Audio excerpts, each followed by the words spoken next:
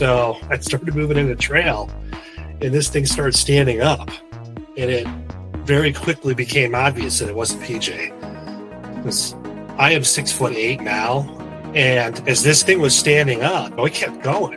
Very rarely does anyone, eye to eye with me, let alone, it had me by easily 2 or 3 feet.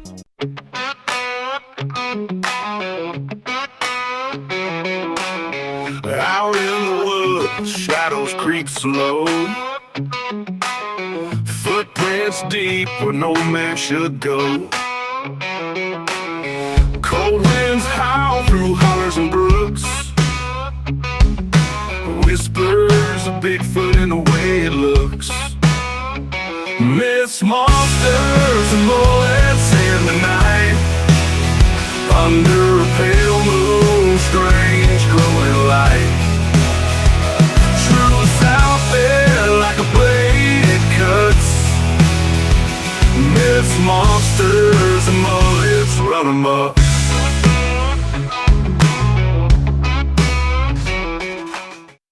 What's going on, guys? Welcome back to Myths, Monsters, and Mullets. I am your host, John Methenkamp.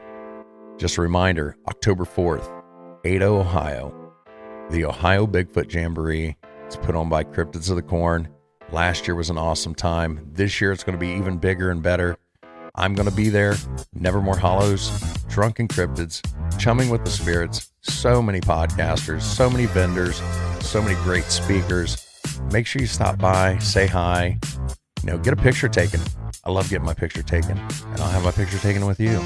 Just stop out and see me, see Alan and Chris from Nevermore Hollows. We're all going to be right there together. But that's Ada, Ohio, October 4th, 2025. Once again, I want to thank everybody for all the support you've been giving me. These last couple months have been amazing. If you haven't yet, make sure you're hitting that subscribe button. Like, comment, share the show out with somebody that you think might enjoy it. Also, check down below in the description of this video. You're going to see all my favorite podcasts down there. Nevermore Hollows, Drunken Cryptids, Chumming with the Spirits, Lodge Tales, Ghost Gossip, so many. Check them out. I think you'll like them. Tonight's show is a good one. We have Brian Goddard on the show. You will not believe what happened when he encountered a Sasquatch back when he was a kid. I was amazed. You're going to be amazed. Sit back, relax, and enjoy the show. Welcome back to Myths, Monsters, and Mullets. I am your host, John Methenkamp. On tonight's show, we have Brian Goddard. I heard Brian's encounter story on another podcast, Cryptid Creatures Show. And then our good friend JD from Chumming with the Spirits tracked him down. I think he might have stalked him a little bit. I'm not sure. But he got me in contact with Brian. And so, Brian, why don't you tell my listeners a little bit about yourself? I am Brian Goddard with Cryptid Paranormal. I've been borderline obsessed with anything cryptid and paranormal related, probably the better part of my life, I would say. But when I was 16, my best friend PJ and I encountered what we believe was a Sasquatch, and then that kind of really solicited the interest for life at that point. My parents own about 12 acres just over the Ohio line in Pennsylvania. And there was an old trailer that my dad had put there we used to camp out of. And we were playing paintball one weekend. We got there on a Friday afternoon, I believe, and we were there. At this point in time, we were going into Saturday night. And of course, we thought it would be a great idea to play paintball at night, so we waited for the sun to go down.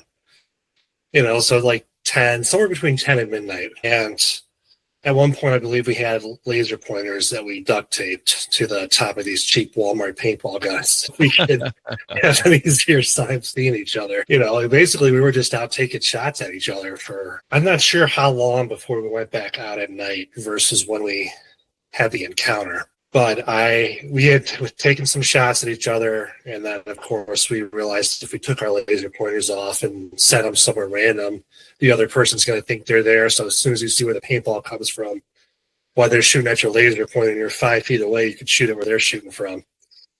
Unfortunately, we both had the same idea, so that didn't work out too well. And then my intention was to double back, and that's basically what I did. And I it took a couple minutes, and I'd gone around. My parents have a pond in the back there, and I'd gone around that pond. And there was a trail, and my intention was to hit that trail and see if I could get an idea of where he was, and then depending on what direction I was going to hit. I thought he was still back, going the other way. I didn't realize he had the same idea. And so I thought that I had saw him in the woods as I was coming around the corner to head back towards that trail. I thought, this is great. I slowly creeped up. I stopped. He didn't see me, didn't hear me. I was being as quiet as humanly possible. I had this big shitty grin on my face that I was going to get away with something, and I thought, hey, I'm dead to rights. Because all I could think about is how much I'm going to laugh as soon as I get the first shot off. And then I started to come towards the trail, and I kind of got myself in a position to aim. And there's no scopes on these things, you know what I mean? They were not high.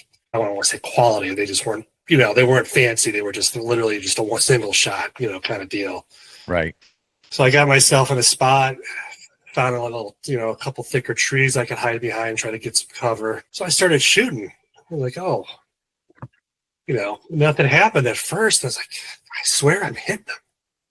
So I took another couple shots, and I'm sure I missed some and hit the tree, but nevertheless, I was pretty sure I at least got one or two shots, and he should have been jumped up by now because we're both wearing T-shirts, so you're going to feel it, Oh, yeah.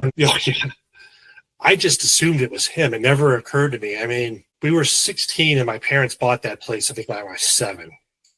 We've never seen another person, we've never seen anything out there other than deer, occasionally wild turkeys, things like that. And in all the years, I've never seen anything.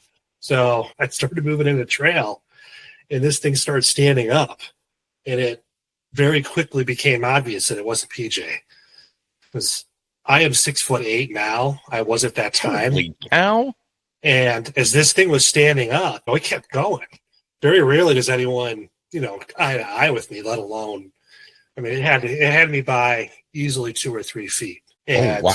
At that point, I realized it couldn't have been him. Obviously, it was standing up, and it was taller than me, and it was dark. So from a distance, I couldn't really tell. It just looked like a figure of a person. And I was like, well, who else would be out here but us? We're in the middle of nowhere, literally, And once I realized it was taller than me, I took off running. I wasn't interested in stick around. It scared the hell out of me.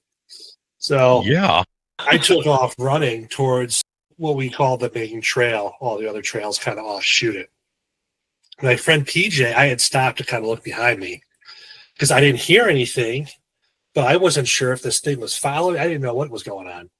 So I kind of stopped to turn around, and PJ almost plowed me over coming up the trail doing the same thing, looking behind him. And the two of us. He saw it too. He was shooting at it from the other side. Oh. So we both thought it was each other, and we ran into each other. It's hard to describe the look on his face. I would imagine it was the same one I had once we both realized it for sure wasn't either one of us. And we looked over, and we saw something standing there, and it was ginormous. And we were only saw it for about a second because we weren't interested in getting to know it. We took off running, both of us. We're kind of like, what the hell is going on? And we bolted. Tell people I've never ran so fast in my life till that moment. I've never ran as fast since. I probably never will. But I don't get scared easily, but that scared the hell out of me. And part of it was you're 16, and I've been interested in Bigfoot, Yetis, every cryptid, Loch Ness Monster, Mothman, Goatman, Dogman. The list goes on and on. Forever. Probably watching an episode of Unsolved Mysteries in the 80s, got me hooked, but I was always obsessed with all that stuff. So I always believed that they were out there. It never occurred to me I'd see one in my parents' backyard, though. You know what I mean? Yeah, so we took off. I mean, we just took off running. And we ran back to the trailer as quickly as possible and flew inside and shut the door and looked out the back window and didn't see anything. And best we can figure, it realized we were more scared of it. And I'm not even sure that it was scared of us, to be honest. You know what I mean? We were up all night talking about it, trying to figure out what we saw. It was taller than me. I mean, there's no way around that. And we're both not, I mean, he's 6'4". We're not small men. You know what I mean? Even back then, and he's a bigger guy too. So it looked like the two of us standing there, it was wider than us. It was taller than me. I mean, this thing was huge. And so we were not interested in sticking around. No way. So we went through all sorts of different options. Okay, so somebody's screwing with this. Well, how? When? We've been out there all weekend shooting at each other. We would have seen somebody, you know what I mean? And we've never seen anybody before. And then we're surrounded by mostly farms here. They're hundreds of acres. You can't even see the houses on half of them. They're so far, just the way the line is shaped for where my parents' place is versus where their field starts. You know, they're huge. And it's very, very rural. There's no stoplights or anything where they are. There's the occasional stop sign that, you know, you gotta definitely, if it's a 4-way stop, make sure you look because they don't always stop. They're not used to seeing people. If you catch me, you know what I'm saying? So it's like, it's out there. I grew up in the country too. I understand that. So yeah, so we couldn't figure it out. And we came to two conclusions. Ultimately, there was a 10-foot guy in a gorilla suit, or we saw a Sasquatch. I mean, and we decided that it was probably more likely we saw a Sasquatch than a 10-foot guy in a gorilla suit. Yeah, I mean, that's probably, I'd probably put my money on that too. I mean, dude, you're 6'8". I mean, you're in like the 1 percentile already. I mean, 10 foot, that's not happening. No, and I know once a year maybe I'll meet somebody that's taller than I am significantly. You know, occasionally you'll see somebody who's 6'6", 6'5". You know, you see a few 6'4" guys out there. Nothing crazy, nothing near me, but every now and again I'll see somebody and they're like 6'11", 7 feet tall. And it's so weird looking up at somebody. I'm just not used to it. Most of my life I've looked down, just physically speaking, you know, because everyone's shorter than I am. Once I realized this thing was getting bigger than me, I was like, I'm not sticking around to find out what's going on here. And we went through all sorts of possibilities. We talked about it being a bear. Well, it doesn't make sense because, for one thing, there really weren't bears in the area at that time, not at all. And even then, it would only be a black bear, and they're 6 feet maybe, even on standing on two legs. But the other thing is, this thing was fast, it was quiet, and it walked upright. It was moving fast, but it didn't look like it was running. It looked like it was just leisurely kind of coming along. But I would imagine its steps were probably so much larger than ours. Right. A black bear is not going to go more than 3 or 4 steps on 2 legs, if that even. You know, it's certainly not going to come down through woods. It's going to fall immediately on all fours. And I see 3 possibilities. Either A, it leaves the area. B, it attacks one of us. C, it attacks both of us. But either way, in B or C, it wins. You know what I'm saying? The black bear's going to win against 2 16-year-old kids. Right. It didn't do that. And that was one of the deciding factors as well. If it was a predator, it would have came after us. And we agreed that a bear wouldn't have been tall enough. It wouldn't have behaved like that. You don't normally hear about black bears attacking people unless they're cornered. You get between them and their cubs. Maybe you try to steal their food, something like that. I mean, most encounter black bears, they run, and not on 2 legs. Yeah, that's the conclusion we came to as well, that if it had been a bear or any kind of predator, really, between the two of us, one of us would have pissed it off enough with paintballs that it would have attacked us, and it would have won. I mean, no question. Right. So the fact that it stopped at some point and it didn't pursue us any further, in my mind, that meant that there was some kind of a different level of intelligence that I would expect to see in an animal, especially if it could tell how afraid we were. I wouldn't think an animal would have hesitated if it thought it had the upper hand on dinner. Right. You know what I mean? Yeah, and absolutely. The fact that we couldn't think of any animal that's 9 or 10 feet tall that would be anywhere near Ohio or Pennsylvania either. Well, yeah, you know? I mean, even like elephants, like a big elephant's like 13 to 14 feet tall. You know, we don't have anything that big here. No. So you both are able to, you're both shooting this thing. Were you able to make out any details on it? Arms, legs, head. I didn't get a good look at its face because I was not interested.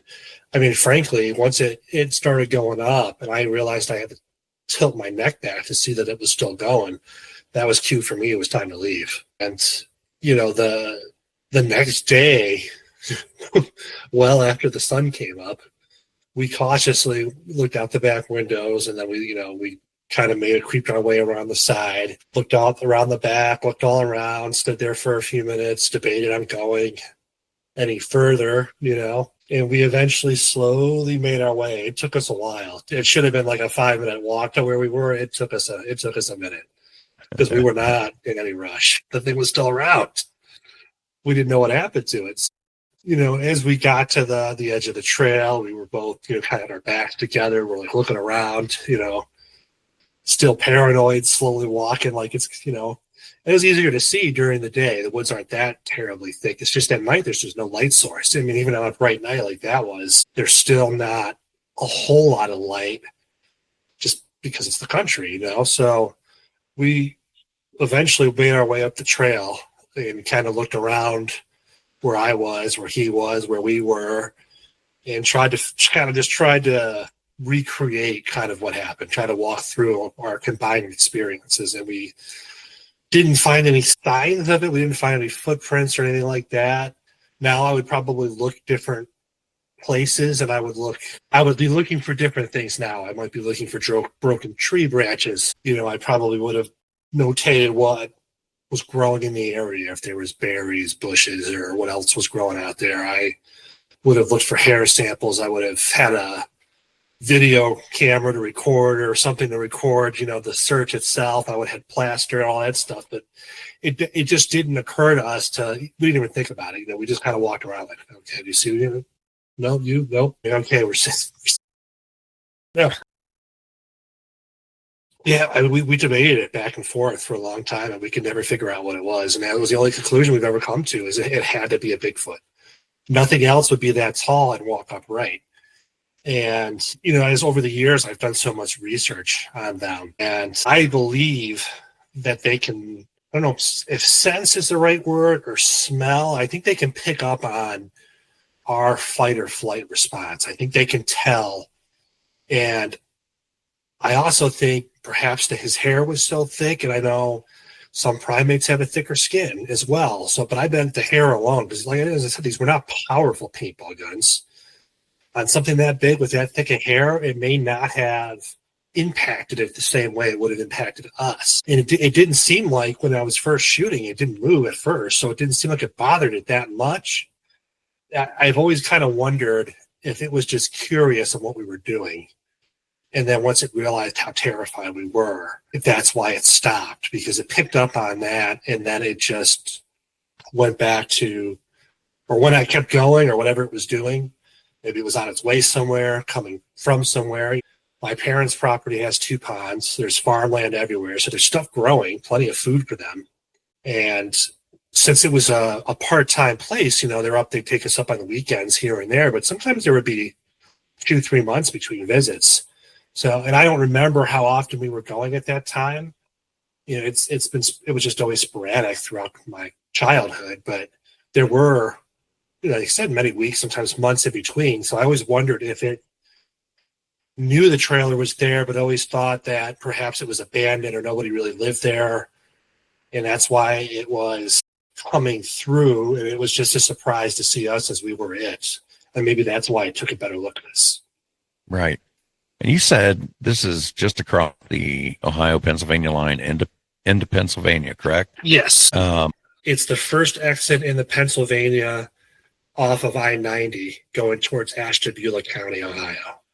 Oh, is that where the rest area is with the bear? That's very possible. Like it's a welcome center or whatever. As soon as you get into Pennsylvania, I know there's a welcome center there.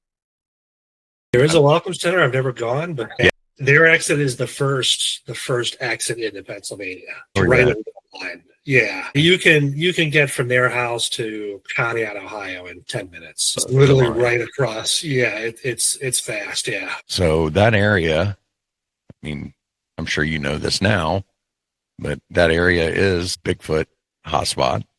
That whole Ohio, Pennsylvania area, all the way down basically to Pittsburgh, down through Salt Fork, that whole area through there. I mean, you know it, but for the listeners, that whole area there are a lot of sightings in that area. But back then, had you ever heard of Bigfoot sightings in that area? Not really. I'd heard that there'd been some in Ohio occasionally, but you have to remember this was in the mid to late 90s. There was no internet. We had dial up, but it took 45 minutes to get to a website. So there was no instant information. Just what you'd see on like the news occasionally, or there'd be a special on TV about Sasquatch. And they'd say, oh, and this was a 19 blah, blah, blah, Ohio. The biggest one in Ohio was in Minerva in 1978 is the most famous one for Ohio. So, that I knew about. You would hear stuff about that in that area. My dad had always told me that there was rumors of Bigfoot and stuff out in Ashtabula County area, but we had never seen anybody. I'd never seen one. And I'd never met anybody personally who had seen one. So I didn't really think anything of it until after our encounter. And then once I really dove into it, started to realize that there were actually several sightings in the 90s. Not just on the Ohio side, but the Pennsylvania side, right outside of Erie, which is within 30, 40 minutes of them. And at that time, Erie was a city, but it wasn't like it is now. It's come a long way. They have suburbs now. They didn't really back then. Not to the extent they do now, So even now, it's still fairly rural all the way from where they are to Erie anyways. So you said that your dad had told you about Bigfoot sightings in Ashtabula and stuff like that. Did you guys tell your parents what happened? We didn't tell anybody for a long time. At first, and PJ said it best once. He said, if you weren't there and I saw that thing myself, I don't think I ever would have told anybody because it sounds so crazy. Nobody would believe me. And I said the same thing, we just kept it to ourselves for a lot of years. And, you get in your 20s, you're out partying all the time and stuff like that. So when I used to camp and I was still interested and I would read articles, but I didn't really deep dive into it a little later where I started really putting hours of research in. And then I came to the conclusion, like, well, shit, there's a lot of people that saw something at that time. It wasn't just us, but there was nowhere to report it to. We didn't know about the BFRO, or any organization like that. And for the most part, people would say you're crazy. We told our wives about it before, and they were like, oh, it's probably a black bear. You guys are crazy. You two were doing this. You two were doing that. His brothers think we're crazy. We're like, well, you can say what you want, but we know what we see. We know what we saw, and we've seen enough interviews that we're not the only ones who have seen it either. Right. And I think that as bad as the internet is, because there's not a lot of good on the internet, one good thing about the internet is, I personally believe, you sometimes hear people say, why are there so many more, reports and encounters now? I don't think there are. I think there's just more people talking about it now. And there's more places for people like you and I to connect, to be able to talk about this stuff. So I don't really think that there's more encounters. I just think they're just being reported and the information's out there now. That's my opinion. No, I agree completely. I think, somebody told me recently that if there were 10 encounters, the 10 encounters that were reported are somewhere between 1% and 10% of the actual sightings. Right. Like if that's the case, if you're talking the high end, you're talking 100 people then saw something and only 10 reported it. And that may be on the high end, but if let's say 20 people as opposed to 10, and that's just in the Ohio region. What about on the Pennsylvania side? There's about the same amount of sightings. So by that same math, even if you go low and you say 20 or high 100, you've got anywhere from 40 to 200 people seeing something in roughly the same time frame. And there's been sightings in Ashtabula since. Ashtabula County, there was some at Geneva State Park not too long ago, a few years back. They have recently started to develop Ashtabula over the last 5 or 10 years. There's developments and things like that going in. The logging companies went in there and tree farmed everything. So that may be why there's been an uptick in sightings, because it may have disrupted. I personally think they migrate, not necessarily like birds where they go south in the winter. I think they simply move around areas. Yeah, I agree. I also think that they, for whatever reason, they do not seem to want to interact with us. And by constantly moving around, they're never in one place very long. They don't leave an impression either. They're not changing the environment. Right. And honestly, there's not a whole lot of people that I want to associate with either. I think I'd rather Well, associate with Bigfoot. Me too. But that's the thing, though. I mean, looking at it from their perspective, I would argue that they're fairly intelligent creatures, possibly just as smart as us, if not smarter. And if I were them, and I looked at the human race and how we treat each other and the things that we do to each other, that they probably have even witnessed just interactions from the woods, or, in theory, they can hear better than us, and who knows what they've heard. Would you want to interact with us as a species? Well, No. not only that, they see what we do to wildlife, Yeah. and they're included in that. So I'm sure at some point, there has been a lot of violent interactions between humans and Bigfoot. And if they're even just a fraction of our intelligence, I mean, crows can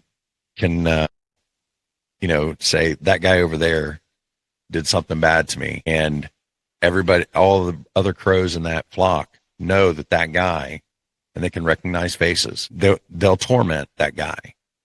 So you can't tell me that a upright walking primate doesn't have at least the intelligence of a crow. So they have to be communicating somehow with each other. I agree. I don't know if it's verbal, if it's sign language. I have mixed feelings on tree knocking, wood knocking. I'm not sure if I don't know. I have mixed feelings on it. Yeah. Not to say that they're not doing it. They very well could be. The truth is we honestly don't know. Recently, I've heard a lot of people and talked to people who've said that they've had encounters where they might speak with them. Is that possible? Maybe.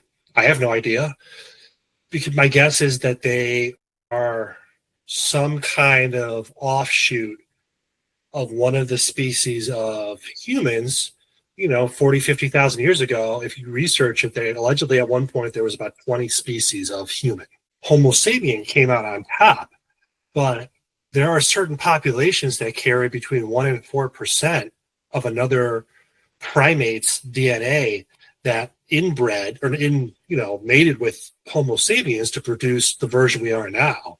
And the rest, the Homo sapien Neanderthals kill off, as far as we know. And I wonder if that's not exactly what happened. If one of those that perhaps did mate with us had an offspring that had different genetic characteristics, for whatever reason, the other primate's DNA was more dominant, and that veered off and it became something else. And, if you look at the large primates, they reproduce at a significantly slower rate than other primates. The bigger they are, the slower they reproduce. Some of them are 10 or 15 years old before they have one offspring. Oftentimes, they only produce one or two in a lifetime. There's 7 or 8 years sometimes between them. So if that's the case, with us being the exception, because we can override our instinct, right? There are people that have 10 kids, 20 kids, or people that have no kids, 1 kid. Assuming these creatures are acting on instinct and they fall within the primate realm as we do, but clearly they look more like what we would consider a gorilla, basically, or something along those lines.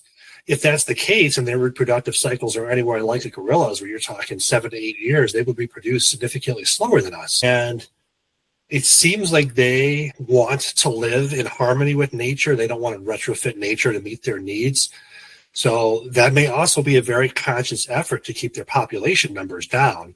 Whereas humanity, we never did that, and now we're everywhere. So if you were them, and you look at it and you say, well, we're smarter than we are, well, there's more of them than there are of us, ultimately, so we would win, just sheer numbers. And that would be probably why, again, they would look at us and say they're violent, they're reckless, they're dangerous, they don't live like we do, we just want nothing to do with them. Yeah, and I do this a lot, but I want to do it again. I mentioned a lot of my other friends who are podcasters, but one that a lot of times I bring up is Rod from Lodge Tales podcast. He's a member of the Blackfoot tribe out in Montana.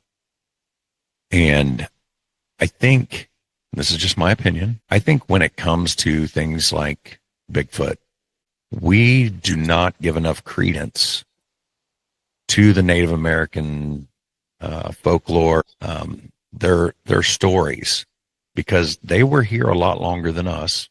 They know a lot more about these creatures than we do. And I think what do you want to call it? White people coming over here, well, we're smarter than these natives.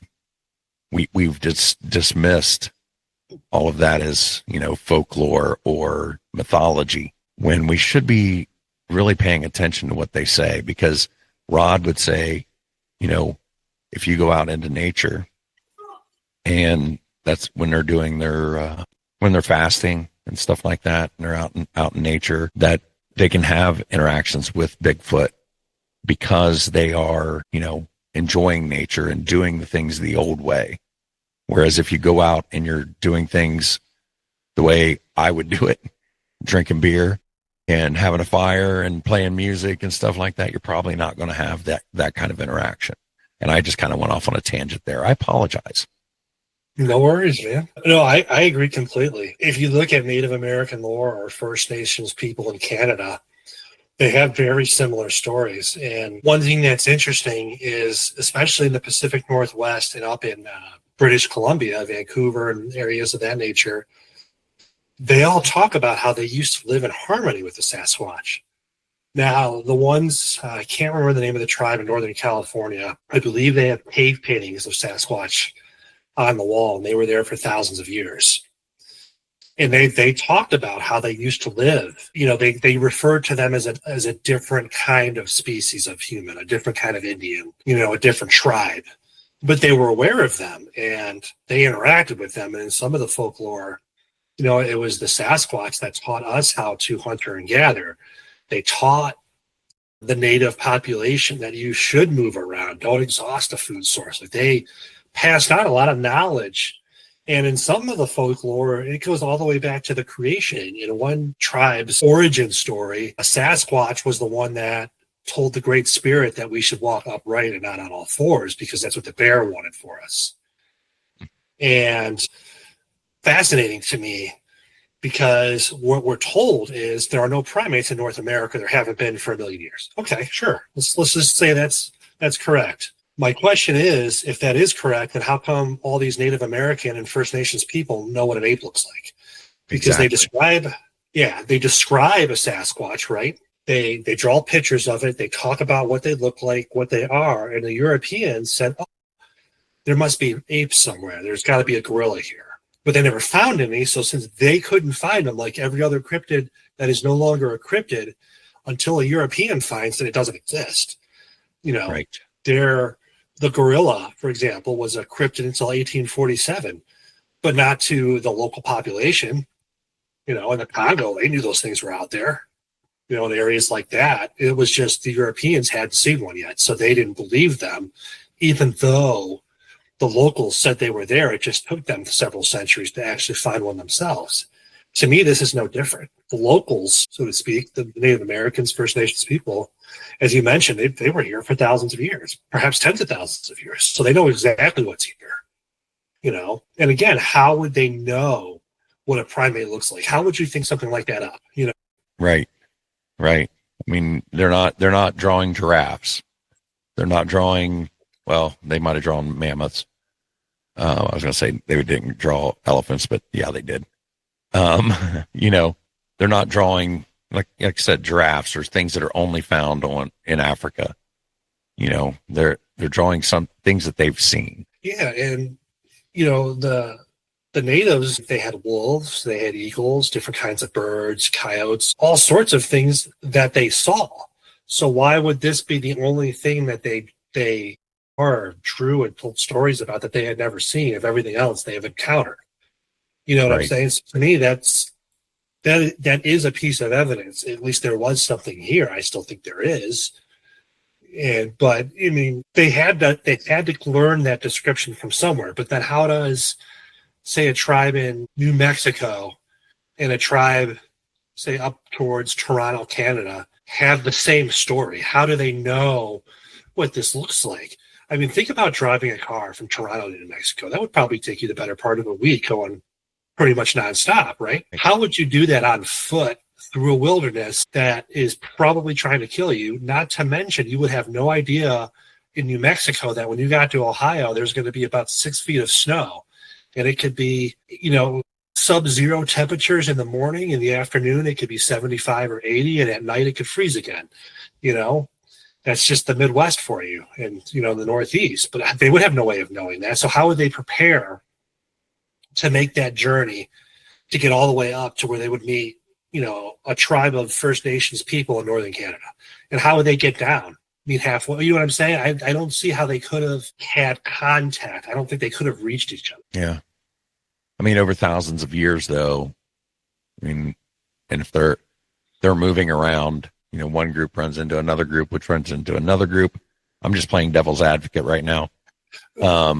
But I agree with you. I agree with you that, I still think that even if, say, that group up in Canada saw these creatures, even if they told whoever down south, they're not going to be drawing pictures of these things without ever seeing them. No. And the other thing is, remember playing telephone in kindergarten, when you sit in a big circle and everybody tells everybody else, the story changes and changes and changes. But in this case, it hasn't. They are 7 to 10 feet tall. They are covered in hair. They're stronger. They're intelligent. They're fast. They're quiet. They smell. Sometimes they don't smell. They can communicate telepathically. Some of them can't. Some they possess supernatural abilities to go travel through portals. Well, how are they all reaching the same story over thousands of years if they were telling the same story over and over again, that they heard from somebody else, second hand, third hand, 10th hand, then you're trying to tell it to another generation?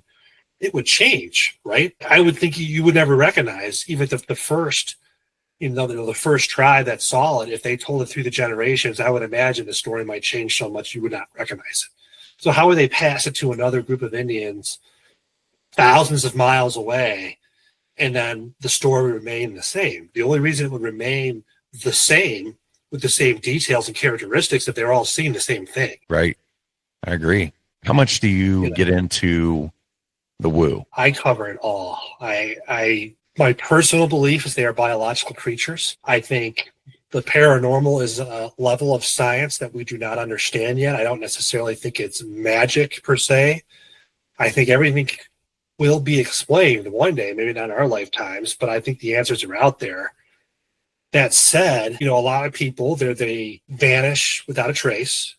They're 1 second, gone the next. How do you explain that? And I can't. And then somebody says they go through a portal. I can't argue with that.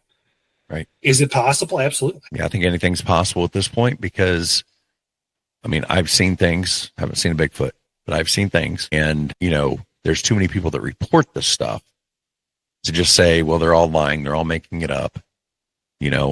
If that's the case, neither one of us here right now talking about this, Wes Germer wouldn't have, 6,000 shows or whatever. I know he doesn't have 6,000 shows, but you know what I'm saying?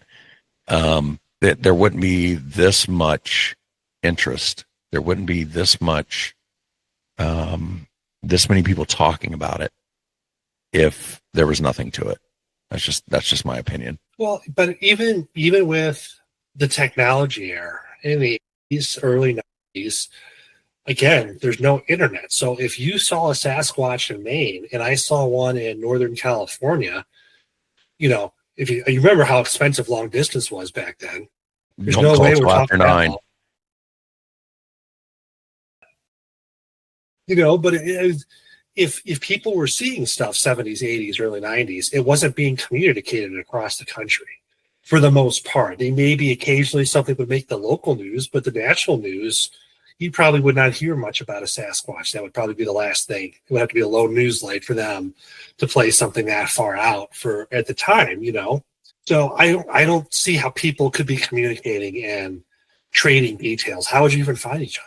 Where would you know what I mean? How would you even know where to find somebody? You'd have to throw a pin in a wall and hope for success, So I don't think people were exchanging stories. I think people are seeing the same thing.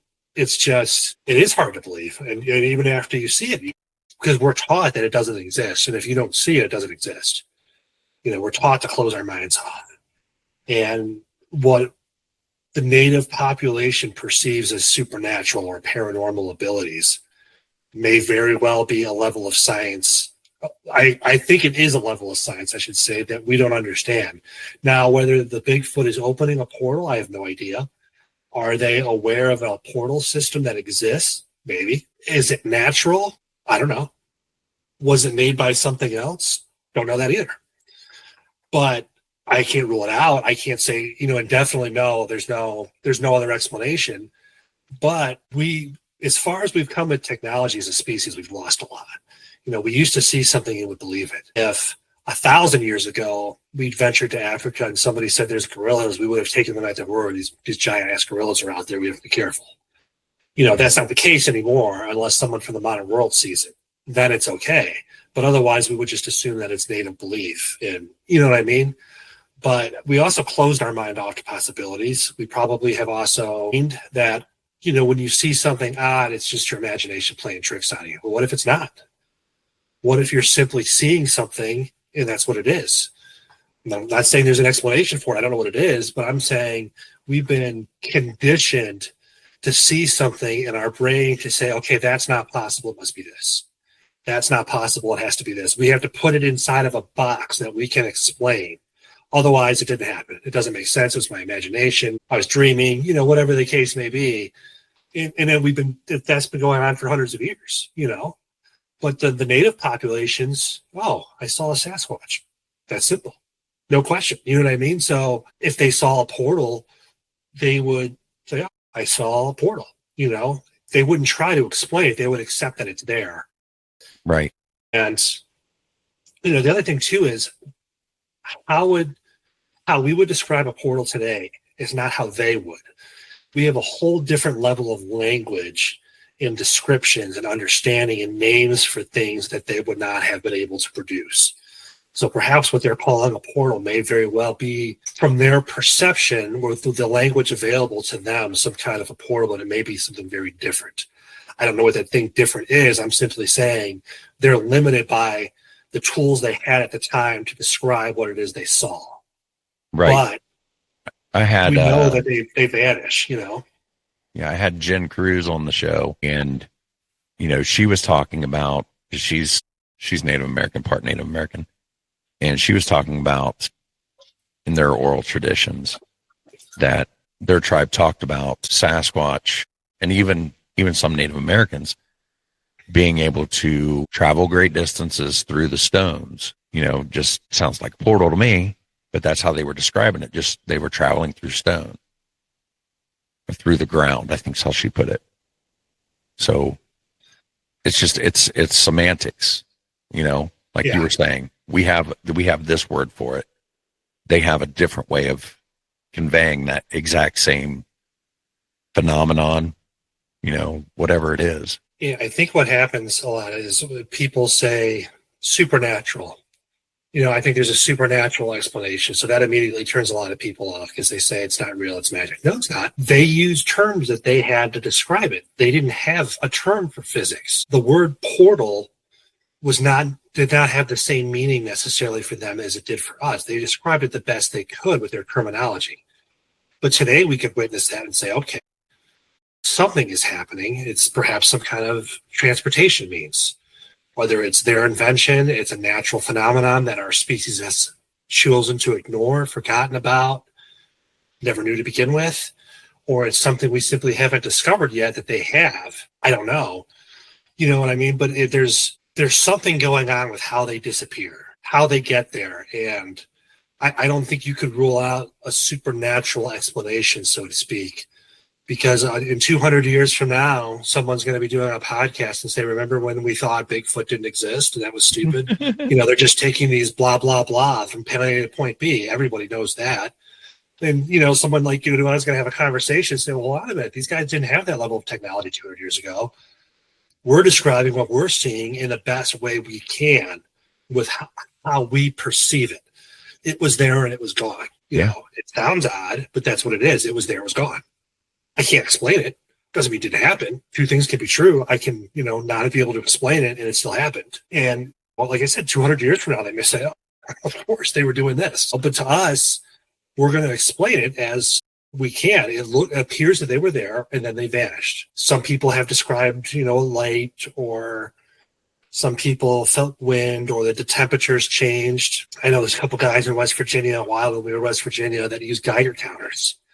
And they've had some success with that, where they've disappeared and they've detected radiation traces, which, okay, so if that's the case and they did disappear through some kind of a portal, if you will, It's a whole lot more scientific if it's shooting off radiation of some kind, right? That means it's an energy source.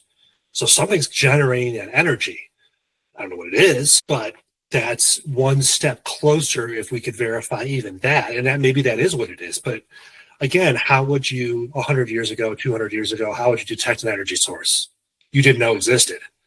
And how many people walk around Geiger counters? When you see one, you're out in the woods. Yeah. That's what I'm saying. You're out in the woods. So I carry 3 of them everywhere I go, man. You got to have a backup for a backup. Of course.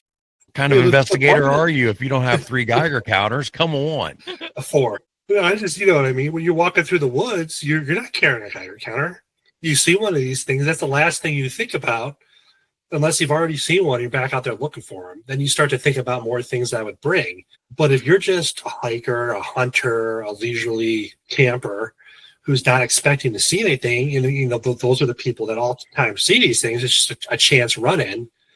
And you say, okay, I saw this, but what now? You know what I mean? So could they be using portals that give off radiation? Maybe. I don't know. If everyone starts walking around with a Geiger counter, when you see one, you pull the thing out and try to detect it, and we say, 10 people report sightings, 10 people report X amount of radiation. Okay, then there's a pattern. But that's part of the problem is no one is prepared to see them. You're not prepared to take a picture right away. Try getting your phone out and getting your camera ready when this giant monster is staring down at you, or you're so scared that you're shaking, and try to get your iPhone out and see if you could take a picture. Good luck. Right. And I hate when people say that, well, you got a phone in your hand. Why didn't you take a picture of it?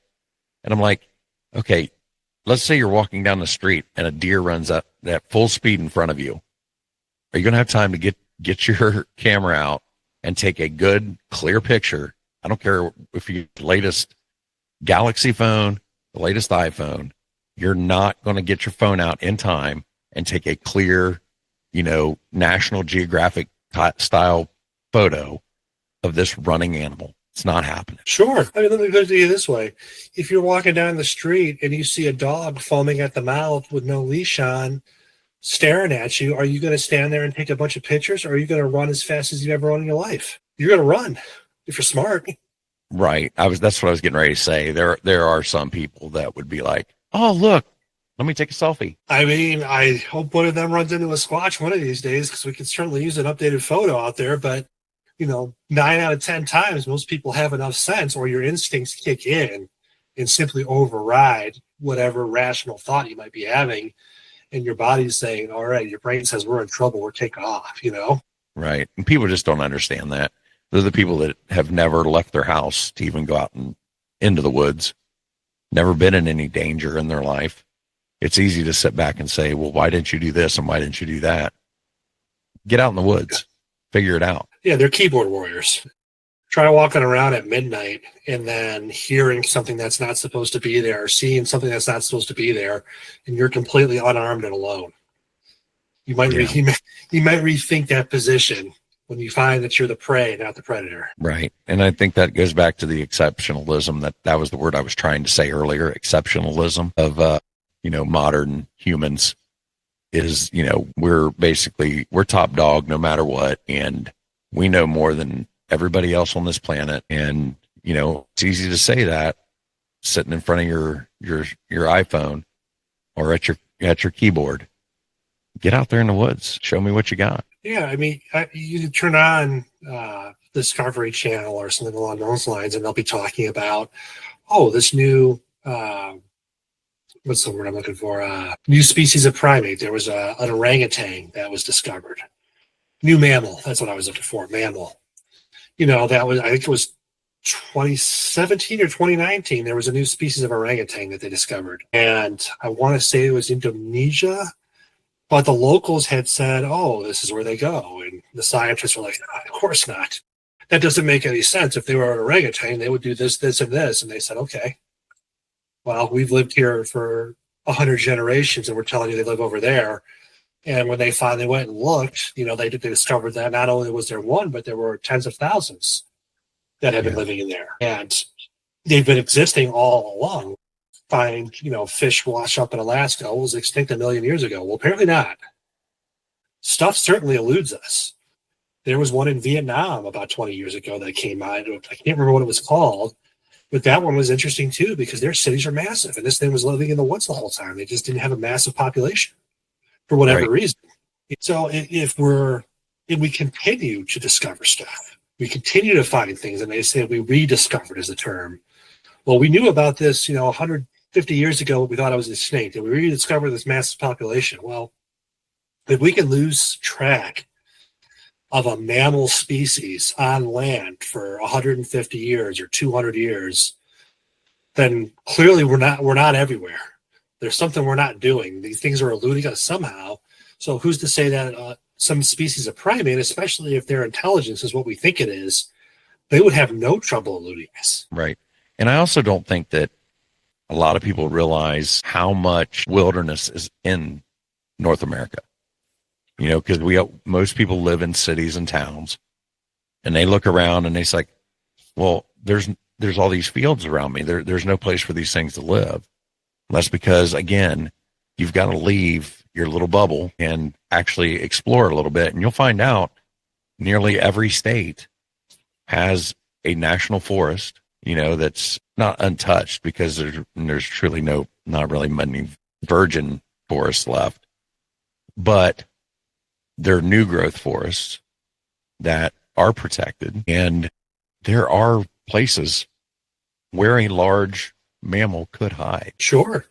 A perfect example here in Ohio, you mentioned Salt Fork State Park, which is thousands of acres. I'm not sure exactly how big, but it also bumps up against Wayne National Forest, which, don't quote me, but I think it's 250, 300,000 acres, something along those lines. It's huge. Yeah. And then you've got Hockey Hill State Park right there as well. And that's another couple thousand. It's all right there. It's connected. They run up against each other. We just have different names for the same patch of woods that goes across, but it's massive. If you combine the state parks with the national forests, you're massive amount. And then that also borders West Virginia that's undeveloped, and they have state parks, and it's just like it's just a short swim across the river at night. No one would be the wiser if they could just cross the Ohio River right there, know. And a lot of people see things at Salt Fork or State Park. It's one of the highest sightings area in the country. And unfortunately, I've never encountered anything when I've been down there that I would consider proof per se. I mean, there's weird stuff. You do see branches snapped, but did a tree fall down? There could be other explanations. I want to find other signs of something living there before I start to lump everything in. But to put it in perspective, if you drive the main road in Salt Fork from one end to the other, going between 55 and 60, it'll take you about half an hour. So that's how massive it is. And that road goes right through the middle, but it's only 2 lanes. There's no stop signs or anything, And there's roads that offshoot it that go deeper in and where you can park and go out. But it's huge and it's thick. It's difficult to see at night, even on a bright night, because it is very thick. It's very bushy. There's a lot of growth in there. It's been untouched I'm not even sure how long. It's always been a state park as far as I know. Who knows the last time someone actually cut a tree down in there that wasn't to maintain a trail or whatnot. There's a couple lakes there. Wayne National Forest has a few lakes. Hockey Hills has one of the largest cave systems in the area. And not all those caves have been explored. There's some that are deemed unsafe for humans to go to because they're structurally unsound, allegedly, or it supposedly narrows at some point, whatever the reason is, they don't want us in there. We're not supposed to go in there. So who's to say something else isn't using these things because they're blocked off, the trail, they don't have trails to them, the entrances. There's usually a fence or a gate or something up. So, a 6-foot fence may inhibit a human, but if you're 10 feet tall, you just put your kid on the fence and hop right over. Wouldn't be thinking anything of it, Right.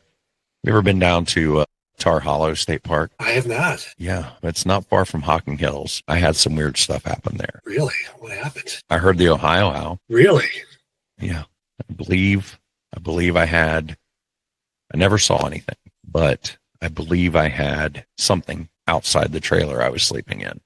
But we'll talk about that when we're not recording.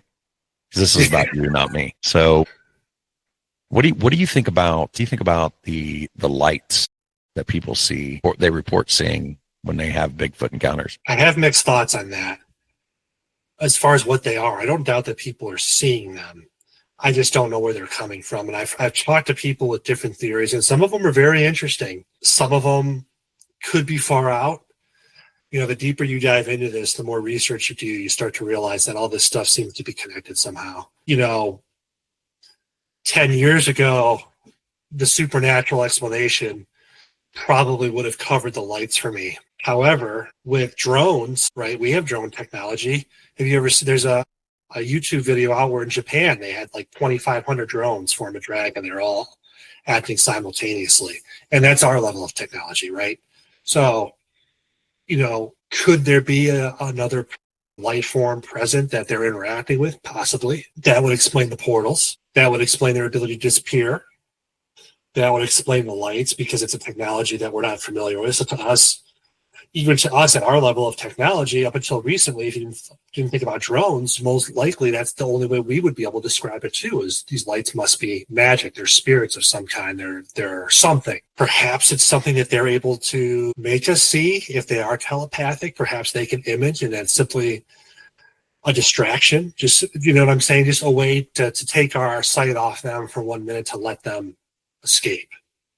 You know, it's possible they have access to some kind of plant that does it, or, you know, something else like that. I don't think it's necessarily a spirit. I don't necessarily think it's a UFO. I think they're both possibilities, but I don't think we can excuse the possibility that they are using something. And especially if you go down the rabbit hole of them being telepathic in any way, if they can communicate by broadcasting words in our language into your mind, because remember, the mind speak is not just a North American legend. That's other Squatch sightings all over the world say the same thing. There are people that claim, but it's in their language.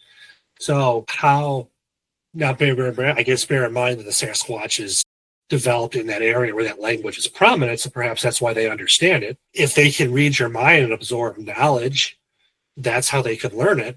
But my thing is, if that's true, let's say for a second, okay, they're reaching out to me telepathically. They're broadcasting their thoughts into mine. Who knows what they could make me believe I'm seeing, right? I'm not saying that's what they're doing. I'm saying I think that's a possibility based on witnesses saying that they have had encounters where they've communicated telepathically. If they're able to do that and we can respond, so somehow they can link with us and open a channel, it stands to reason that they could make us see something that wasn't there, right? Or not see something that is there. Perhaps that explains how they disappear. Perhaps the lights are a side effect, you know, of whatever they're doing. Perhaps it's meant to be a distraction, so we take the focus off them for a minute, because if we're focused on them, it's harder for them to make us not see them. No, I don't know. Any of those things are possibilities. We just don't know. We need more evidence to make a conclusive decision. But any hypothesis I've heard has merit. Could it be an alien species? Possibly. Could it be telepathy? Possibly. Could it be supernatural? Possibly.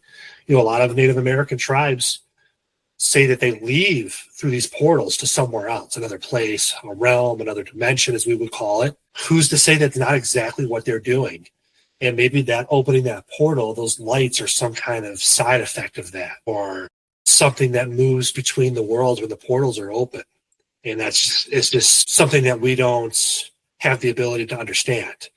You know, another thing to bear in mind is really our vision is quite terrible compared to the animal kingdom. Same thing with our hearing. Other animals see and hear a lot of things that we have no idea is out there. And them being what they are, very well are privy to that kind of sense. They have heightened senses compared to ours. So what we're seeing as lights, right? We're seeing, okay, there's orbs floating, but is that what they are? Or is that all that we can see? I think that's a possibility too. You know, I think there's a biological explanation too. You know, we know certain tree owls can lean against a tree and they can become the color of that tree. If you ever look at a picture of it, it's hard to see them. You look for the whites of their eyes, right? Who's to say that they can't do something different, but the same? You know what I mean? Not necessarily. Maybe they do blend into the tree.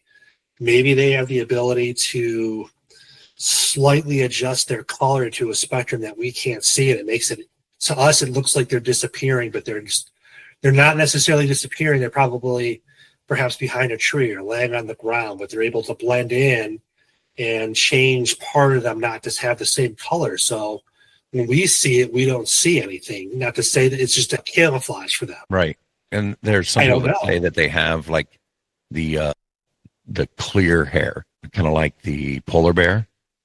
Yeah. And if they were able to adjust the color of their skin through that clear hair, you know, I mean, we know animals can do that. Just because we can't, we don't know, we can't say that gorillas do it or whatever. Who's to say that this primate isn't able to do this, and they have this clear hair, but they're changing the color of their skin to match their surroundings? That's just one theory I have. Sounds good to me. Yeah. We figured it out. Why they disappear. We've just figured it out. We don't even need to go any farther now. If only. Right. Yeah, but like you said, just because a traditional gorilla can't do it doesn't mean, you know, a traditional gorilla doesn't have the level of thought that we do, right? They're intelligent. They can learn. Some of them can even learn sign language. Chimpanzees can learn sign language, but that doesn't mean that they could, I don't know, turn on a computer. You know, and part of that is because we were taught to use electronics. We didn't just wake up one day knowing it. But who's to say that these things didn't evolve on a different track? There's about a 1% difference between us and a chimpanzee, genetically speaking, and that's a pretty big difference, right? So say they're 0.5% different between us and 0.5% different from some kind of gorilla. Who knows what genetic abnormalities that could produce that would allow something to flourish? You know, perhaps that's why they survive so long, and that's how they avoid other predators, is because they are able to disguise themselves, and that was some kind of a defense mechanism for them at one point. You know what I mean? And we don't know enough about their history of their existence, their evolutionary path. We have no idea. Maybe they came long before us, and it's just coincidental that we have similar features. There's animals out there that look very much alike but have no genetic relation whatsoever. They're completely different species. Can't mate. They're not compatible. Nothing. Who's to say that's not exactly what this is? This is something completely different than any of us have ever thought of, because we have no idea. There's nothing else like it. It's unique. It exists, but we've never come across it, so there's nothing to compare it to. And that's it for tonight. Brian will be back for a part 2. And until then, if you have a paranormal encounter you'd like to share, you can email me at mythsandmullets@gmail.com. Good night, everyone. Shadow in the pines lurking in the dusky air. Bigfoot stomps through the woods like he don't care. Lights in the sky flash green then blue. Aliens descending with a secret or two. Whispers in the breeze, cold fingers down your spine. Ghosts in the graveyard, twisting through time. Eyes wide open in the dead of night. The myths and monsters giving one hell of a fright. Oh, Myths, Monsters, and Mullets podcast, spinning wild tales of a future and a past. Hosted by John Methenkamp's fiery soul. He takes us where the wild unknown flows. Oh, Myths, Monsters, and Mullets podcast, spinning wild tales of a future and a past. Hosted by John Methenkamp's fiery soul. He takes us where the wild unknown flows. Down by the bayou, you hear a raspy growl. Swamp gas glowing as the coyotes howl. A UFO zipping just above the trees, grabbing hold of wonder like a southern summer breeze.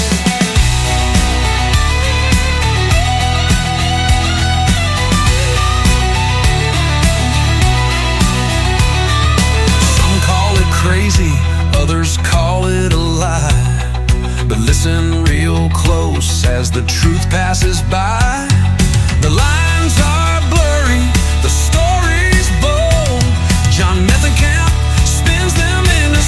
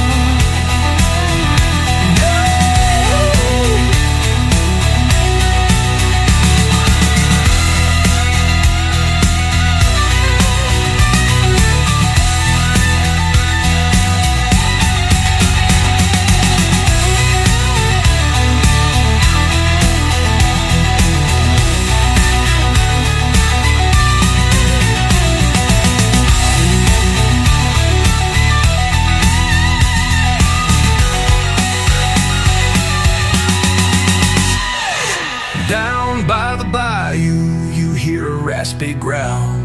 Swamp gas glowing as the coyotes howl.